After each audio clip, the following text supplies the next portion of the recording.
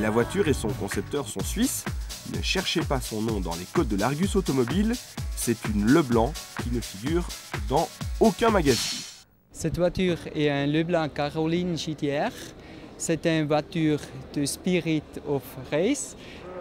La voiture a une accélération à 2,7 secondes à 100 km/h, un petit peu plus que 7 secondes à 200 km/h. Et la vitesse maximum, c'est 342.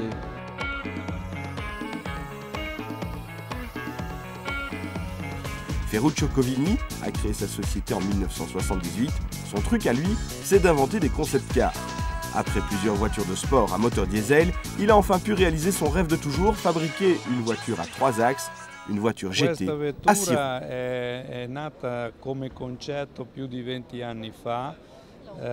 Cette voiture est née dans mon imagination il y a plus de 20 ans déjà. La roue supplémentaire augmente en quelque sorte la stabilité de la voiture sur la route. Et si celle-ci est quelque peu déformée, le fait d'avoir 2 trains à l'avant gomme les imperfections du revêtement. Le moteur du prototype est un V8 Audi, celui de la S8 qui de série développe 380 chevaux.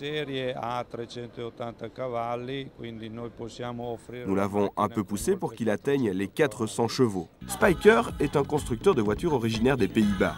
La marque est ancienne, elle fut créée en 1898 par les frères Spyker. Très vite, leurs voitures se sont taillées une réputation hors du commun. Malheureusement, au sortir de la Grande Guerre, les frères Spyker n'ont pu pérenniser leur affaire. La production s'arrête en 1925. En 2000, le Phoenix renaît de ses cendres.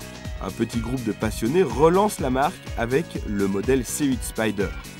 Un an plus tard, apparaît la version coupée, la C8 La Violet.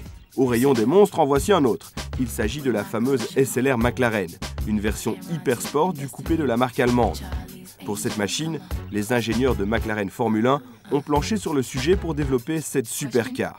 Tout a été revu et corrigé et bien sûr amélioré. Le châssis, le moteur, la carrosserie et même l'habitacle sont à la sauce Formule 1.